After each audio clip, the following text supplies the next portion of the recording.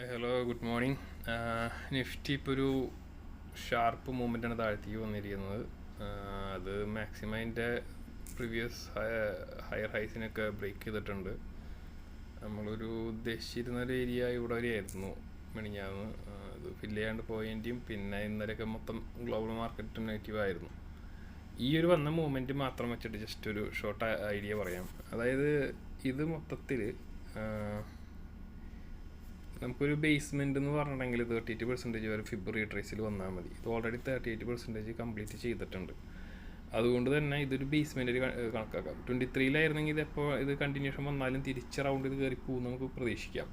ഇവിടെ വന്നിട്ടുള്ള മാറ്റം 38% താഴേക്ക് വന്നതുകൊണ്ട് ഇതൊരു ബേസായി മാറി കണക്കാക്കാം.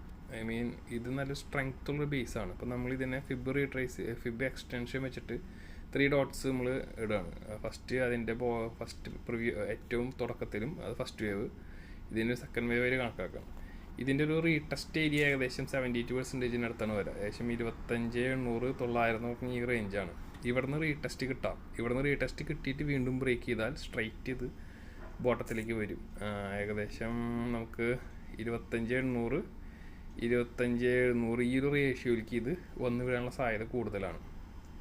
ഓക്കെ, അപ്പോൾ ഇന്ന് ഇത്ര നോക്കിയാൽ മതി. ഇത് ബ്രേക്ക് ആവുന്ന വരെ ഈ പറഞ്ഞ കാര്യങ്ങൾ 25,971 ബ്രേക്ക് ആവുന്ന വരെ ഈ പറഞ്ഞ കാര്യങ്ങൾ റിലവൻ്റ് ആയിരിക്കും. ഇവിടുന്ന് റീടെസ്റ്റ് ചെയ്തിട്ട് കയറി ഇത് ബ്രേക്ക് ചെയ്ത് കഴിഞ്ഞാൽ ഈ പറഞ്ഞ കാര്യത്തിൽ മാറ്റം ഉണ്ടാവും. എന്ന് വെച്ചിട്ട് താഴേക്ക് വരില്ല എന്നല്ല, പക്ഷേ ഈ ഒരു സൈസ് മാറും.